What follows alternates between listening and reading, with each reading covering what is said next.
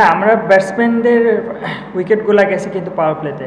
তারা যদি সেট হয়ে আউট হইতো এটা একটা ডিফারেন্ট সিনারিও ছিল, কিন্তু বেশিরভাগ ব্যাটসম্যান সেট হওয়ার আগে আউট হয়ে গেছে।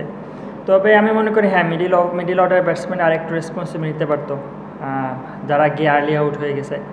তো তারা রেসপন্সিবিলিটি নিলে গেমটা যদি একটু ডিপে নিয়ে যেত তাহলে হয়তো ডিফারেন্ট স্টোরি থাকতো। শেষের দিকে ডিউ করাতে বল অনেক ইজিলি ব্যাটে আসতেছিল। তো আমার কাছে মনে হয় আমাদের যদি ব্যাটসম্যান একজন সেট ব্যাটসম্যান থাকতো তাহলে গেম অনেক ইজি হয়ে যেত, কারণ লাস্ট 2 ওভারে 30 রান লাগতো। এটা ব্যাটসম্যান থাকলে অলওয়েজ গেম হাতের মধ্যে থাকে। সো অবশ্যই আমি তার সাথে একমত। আমি আসলে শেষ করতে পারলে খুব ভালো লাগতো।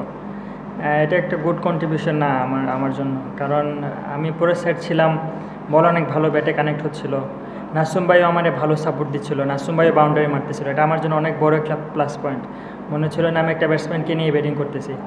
তো আমার কাছে মনে হয় আমি যদি গেমটা শেষ করতে পারতাম, আর একটু ডিপে নিয়ে যাইতে পারতাম একদম শেষ ওভার পর্যন্ত, হয়তো রিশাদও আসতো তখন। তো আক্ষেপ অবশ্যই থাকবে এই গেমের জন্য। ইট ওয়াজ এ ব্যাড ডে।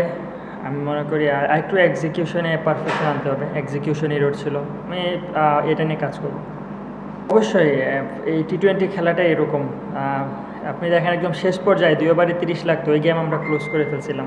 আমাদের তাসকিন ভাই, ফিজ ভাই ব্যাটিং করতেছিল, এবং নাসুম ভাইয়েরও ছয়টা যদি হয়ে যাইতো, যে ভালো একটা ক্যাচ ধরছে, তাইলে হয়তো একদম ডিফারেন্ট একটা কিছু হইতে পারতো। তো অলওয়েজ চেজেবল, ভালো উইকেটে 4 ওভারে 10 করে পার ওভার রান নেওয়াটা আমি মনে করি ইজি। এবং এটাই ওয়ার্ল্ড ক্রিকেট অনেক বেশি হয়ে আসতেছে, বিশেষ করে এরকম ভালো উইকেটে যেখানে ডিও আছে, বল অনেক ভালো ব্যাটে আসতেছে। সো এগুলো আসলে রিচেবল।